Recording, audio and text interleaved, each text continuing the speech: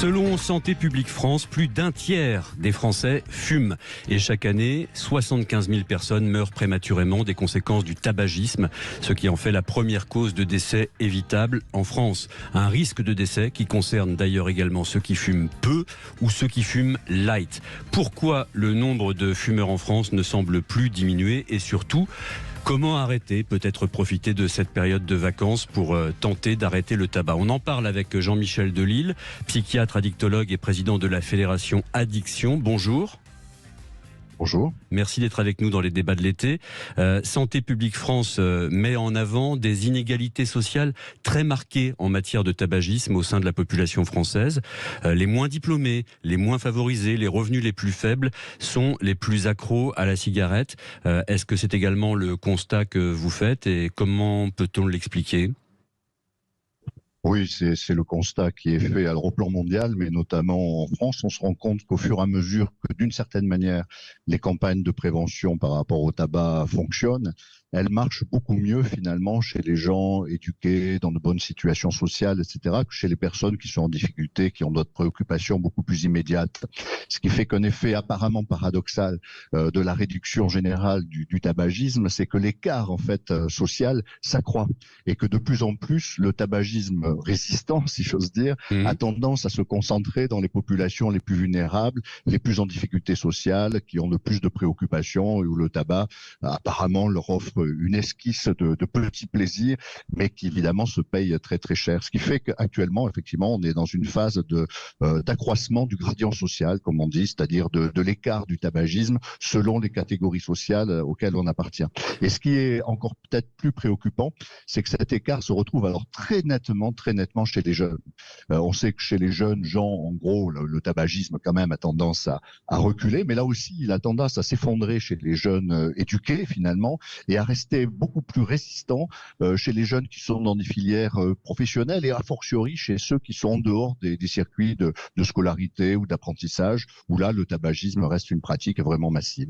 Est-ce que ça nous indiquerait que les hausses de prix du paquet de cigarettes ont atteint leurs limites, puisqu'à plus de 10 € le paquet de cigarettes, c'est dans les classes les plus défavorisées qu'on observe cette remontée de la consommation? Et oui, là on voit un impact là aussi négatif. La politique de prix a globalement un effet favorable, on le sait, il faut que ça soit suivi, donc ça contribue à réduire le niveau de consommation du tabac en population générale. En revanche, on se rend compte que dans la minorité des personnes qui sont les plus en difficulté et qui d'une certaine manière sont les plus dépendantes, c'est une dépense à peu près incompressible. Et donc un effet qui est un effet là aussi paradoxalement aggravant, c'est que la part des dépenses des fumeurs, enfin des gens qui sont en situation de précarité, est de plus en plus centrée en fait sur les dépenses de tabac, mais aussi de jeux à gratter, éventuellement d'alcool, de choses comme ça. Et on se rend compte en fait que plus on est en difficulté sociale, plus la part de ces dépenses, de dépenses du ménage qui va être consacrée à des produits d'addiction devient importante. Et quand on sait qu'en plus une bonne partie part à des taxes d'État, c'est vrai que ça n'est pas sans poser une question morale et qui nécessite sans doute une réflexion approfondie, puisque dans ces catégories-là, l'impact des prix est pas très net actuellement. Et au contraire, ça contribue à paupériser encore plus ces populations-là et donc à les mettre peut-être encore plus en difficulté, ce qui fait qu'on risque d'avoir un effet de cercle vicieux. Et en même temps, la hausse des prix du tabac a été beaucoup plus faible que l'inflation dernièrement. On a eu 50 centimes de plus au mois de mars et on prévoit 35 centimes de plus en 2024. Est-ce qu'il faut aller beaucoup plus loin? L'Alliance contre le tabac préconise une hausse continue jusqu'à 15 € le paquet en 2027. Est-ce qu'il faut aller plus vite que ça encore? Alors, ce qui est bien identifié là aussi au plan international, il y a des études très précises, c'est que pour être efficace, une politique doit être continue en l'occurrence. C'est-à-dire qu'il doit y avoir une politique de hausse régulière, pas nécessairement d'une brutalité inouïe, mais qui doit être régulière, avec sans doute effectivement un objectif d'arriver à des niveaux de prix qui soient relativement élevés, sachant que l'un des objectifs que nous avons, c'est que ça marche par rapport aux jeunes. En fait, plus c'est cher, moins les jeunes ont tendance à entrer dans le circuit. Et donc ça, c'est intéressant intéressant parce que ça nous permet ensuite d'envisager qu'à terme, dans la décennie 2030, on puisse enfin arriver à une génération sans tabac.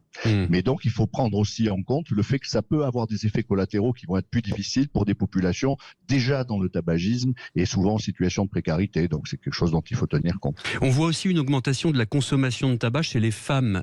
Comment ça s'explique ? Bon là, il y a différents éléments. Le premier, sans doute, c'est que le tabagisme est moins stigmatisé chez les femmes qu'il l'était dans les années 50 ou 60, où il aurait été très mal vu qu'une femme adulte fume. On imaginait tout de suite que c'était une personne qui était peut-être de mauvaise vie, etc. Ce qui veut dire que cette stigmatisation sociale, pour le coup, avait un effet paradoxalement qui protégeait ces personnes, protecteurs.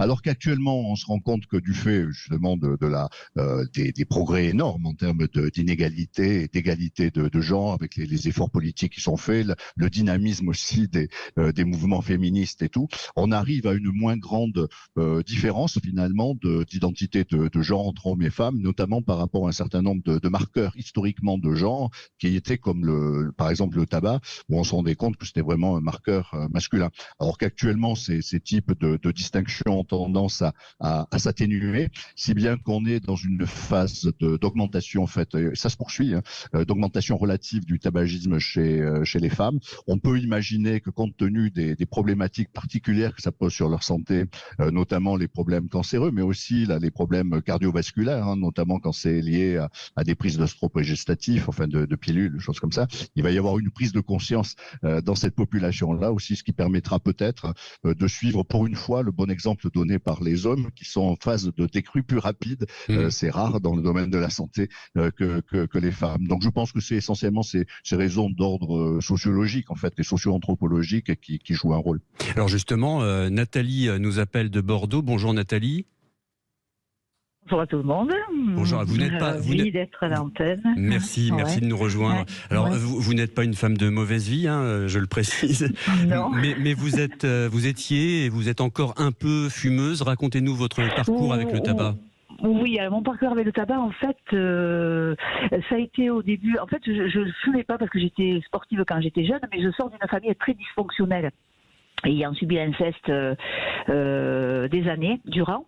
Bon voilà, donc le sport m'a sauvée à l'époque, et puis le mariage, et puis voilà, puis j'ai divorcé très jeune aussi, bon bref. Et de là, je me suis retrouvée des sorties, mes potes fumaient, donc je me suis mise à fumer le shit en fait, enfin le cannabis. Ah oui. Voilà, mais c'était occasionnel. Au départ, c'était occasionnel, et puis il s'est avéré que le soir, après, j'avais besoin. Donc après, j'ai fait ma consommation personnelle et je fumais tous les jours. Mais je ne fumais que le soir, et je ne fumais qu'une cigarette le soir. Et puis, comme j'avais pas fait un travail personnel sur ma vie personnelle, effectivement, vous savez comment c'est, des angoisses, des ceci, des cela. Donc dans ces moments-là, évidemment, j'avais envie de fumer davantage. Et voilà, je pouvais arriver à fumer 3, 4, 5 pétards dans la journée. Quand c'était pas, je me levais le matin et j'avais besoin de mon pétard, quoi. Ouais. Bon, voilà. Et puis, chemin faisant, bon, mais voilà, je ne voulais pas rester dans cet état dans tous les cas. Alors, j'ai toujours travaillé, ça m'a pas jamais empêché de travailler. J'avais quand même puis j'avais un gamin aussi, donc bon, voilà. Mais quand j'avais pas mon gamin qui était chez son papa, j'avais tendance à me réfugier là-dedans. Voilà, mais parce que j'avais rien réglé de ma vie personnelle. Et puis, chemin faisant, je me suis penchée quand même à régler mes angoisses, donc de thérapeute en thérapeute, d'hypnose, j'ai aussi fait de l'hypnose. Mais en hypnose, ressortait toujours mes problèmes personnels. Donc le gars, il était persuadé qu'en 3 séances, on pouvait arrêter de fumer. Sauf que là, il s'est confronté à un cas. C'était le but précis avec l'hypnose d'arrêter de fumer. C'était le but précis. Oui, quand je suis allée voir ce monsieur, il vous disait, et alors j'avais des clientes qui arrêtaient, avec qui ça avait fonctionné.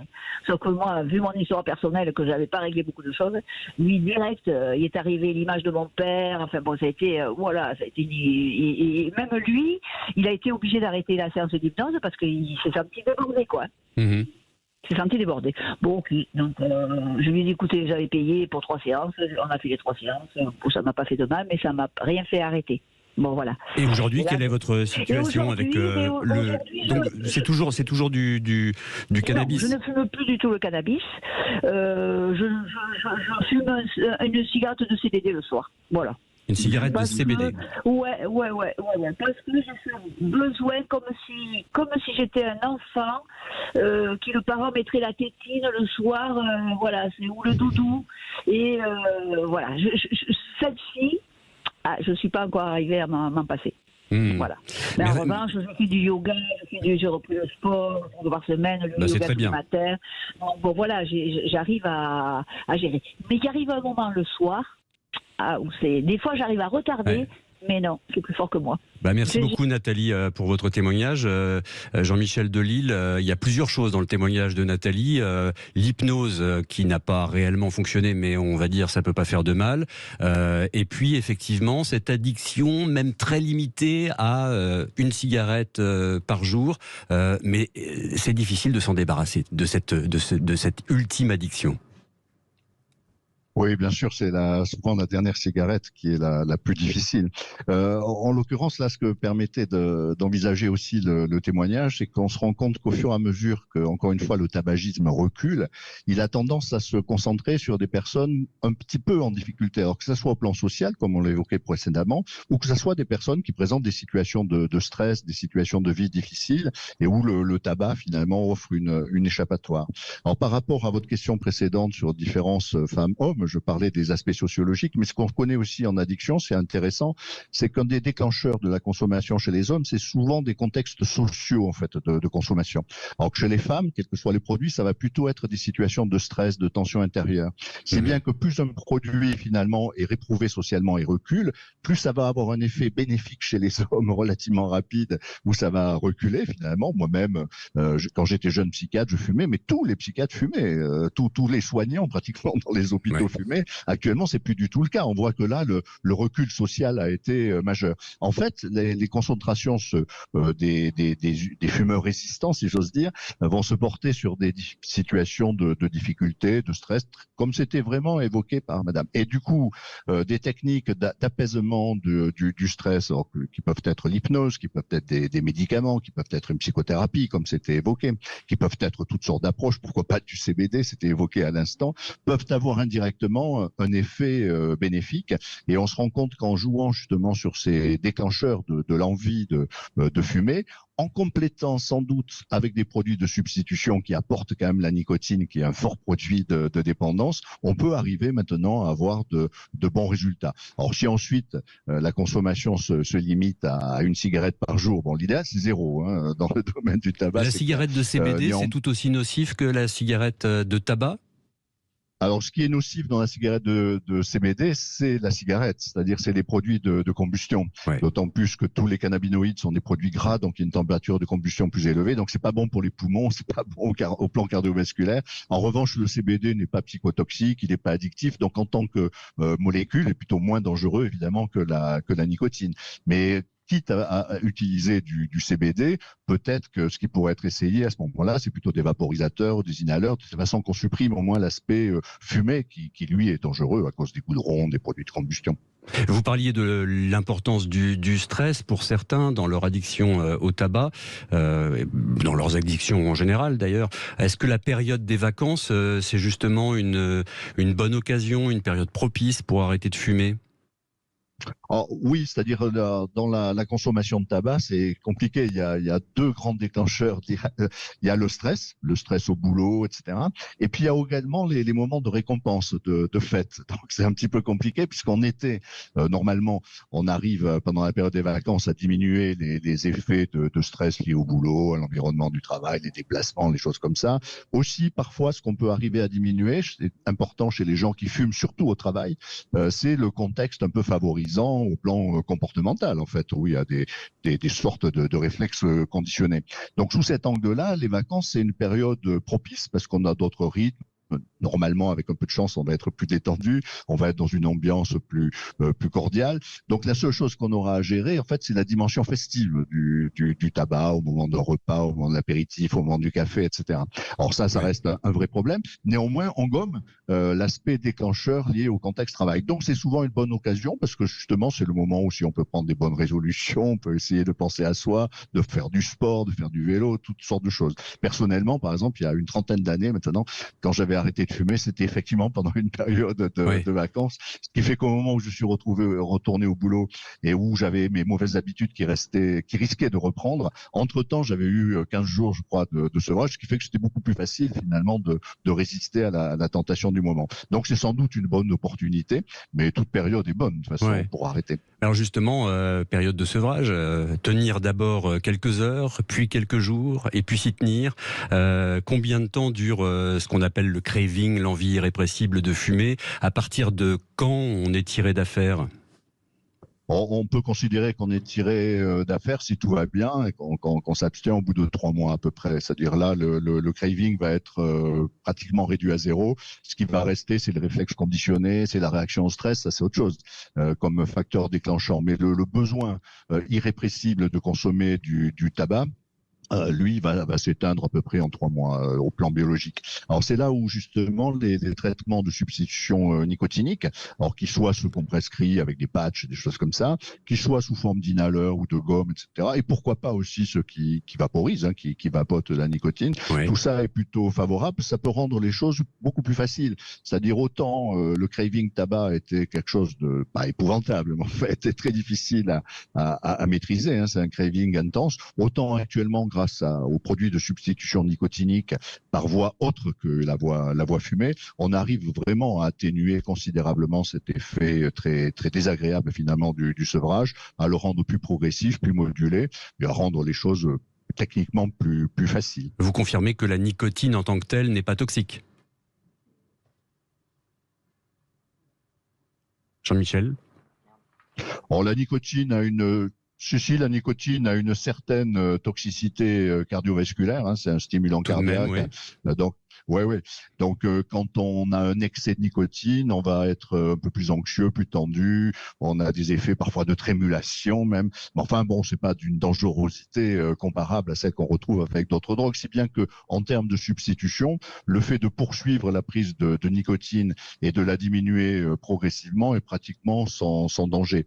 Et les personnes d'ailleurs arrivent à réguler leur teneur de nicotine, par exemple avec des techniques de vapotage ou avec des techniques de substitut nicotinique, en essayant de trouver la dose qui leur permet de plus penser au tabac, en fait, de pas avoir envie de fumer, mais sans avoir d'effet d'intoxication, soit cardiovasculaire, soit de stress un peu extrême, comme quand on vient de boire trop de café. C'est comparable, c'est un produit stimulant. On évite de se couvrir le corps de patch à la nicotine, évidemment. Est-ce que vous confirmez que les risques sont les mêmes qu'on fume un peu ou beaucoup? Jean-Michel Delisle. Ah, on a perdu Jean-Michel Delisle. Bon, dans un instant, on va le retrouver et on s'intéressera aux méthodes qui marchent ou pas. Il y a de nouveaux médicaments qui sortent des laboratoires, notamment un médicament qui est expérimenté en Espagne. Jean-Michel Delisle, on vous a retrouvé. Vous m'entendez? Oui. Est-ce que le risque est le même en termes de santé si l'on fume un peu ou beaucoup? Le risque est comparable, c'est-à-dire, hélas, c'est pas du tout comme l'alcool, par exemple, où là on sait qu'il y a une certaine corrélation finalement entre la quantité consommée et les risques pris pour la santé. Pour le tabac, ce qui compte, c'est beaucoup plus la durée d'exposition en fait au tabac et même des niveaux de consommation faibles, y compris avec des cigarettes entre guillemets légères ou light, risquent d'avoir de toute façon un effet tout à fait délétère au plan des cancers du poumon, des effets cardiovasculaires. Donc hélas, là, on est dans un domaine d'addiction où c'est toujours mieux évidemment de réduire les niveaux de consommation. Néanmoins, l'objectif doit être un objectif zéro, c'est-à-dire d'arriver à zéro tabac fumé. Alors pour y arriver, plusieurs méthodes possibles. Vous allez nous dire votre sentiment. L'Espagne, depuis quelques mois, expérimente le Todacitan, un traitement de sevrage à la cigarette qui permettrait d'arrêter de fumer en 25 jours. C'est quoi ce médicament miracle et l'aura-t-on bientôt en France ? Or, c'est un médicament, enfin, je ne sais pas s'il est miracle, parce que les données sont plus controversées. Actuellement, à ma connaissance, en tout cas, il n'y avait pas de demande récente d'autorisation de mise sur le marché en France, donc il est possible que ça se fasse. Ce dont il faut toujours se méfier, c'est quand il y a l'arrivée comme ça de nouveaux produits, d'un nouvel espoir, d'un nouveau médicament. Souvent, initialement, on a des effets quasiment miraculeux, un peu comme ceux qu'on avait pu obtenir dans le domaine de l'alcool, par exemple, avec le baclofène, parce qu'il y a un tel effet d'attente de la part des prescripteurs, mais aussi surtout de la part des patients, qu'on arrive à avoir des effets relativement importants. Ensuite, hélas, ce dont on se rend compte souvent, c'est que la puissance de cet effet a tendance à s'atténuer au fil du temps, et surtout la durée d'efficacité, ce qui est un élément clé en matière de tabac, a tendance à s'émousser. Si bien que pour ma part, en attente de données nouvelles, j'aurais tendance à proposer néanmoins aux personnes qui sont concernées par ce type de problème de partir vraiment sur ce qui est vraiment établi actuellement comme très efficace, c'est-à-dire les substituts nicotiniques, on en parlait tout à l'heure, et comme médicament, il y a un médicament qui est très efficace et qui est autorisé en France. Alors, souvent, hélas, il est un peu en rupture d'approvisionnement, mais c'est la varenicline, donc qui peut être prescrit par tout médecin et qui a vraiment un effet très efficace, et là aussi en quelques semaines, hein, et ça a été étudié pour le coup avec des durées d'efficacité qui sont très importantes. Donc bon, il faut toujours essayer quelque chose, si ça marche tant mieux. Néanmoins, j'aurais tendance à plutôt faire confiance aux traitements qui sont déjà validés au plan international et qui sont ceux dont on voit l'efficacité dans notre pratique quotidienne. Et dans tous les cas, ça ne remplace pas la volonté. Elle doit être là pour réussir à arrêter de fumer. Une autre méthode dont je voulais qu'on dise un mot et connaître votre sentiment, la méthode au laser dans le lobe de l'oreille. Alors ça, oui, c'est un développement d'une technique classique qui était l'auriculothérapie, hein, avec des petites, autrefois un peu des épingles genre acupuncture, et qui maintenant se développe au laser. Alors moi, j'ai commencé à avoir des retours de personnes, hein, de patients, j'en ai encore vu un la semaine dernière, pareil, qui décrivent un effet absolument miraculeux. Donc ma réflexion sera exactement la même que celle auparavant.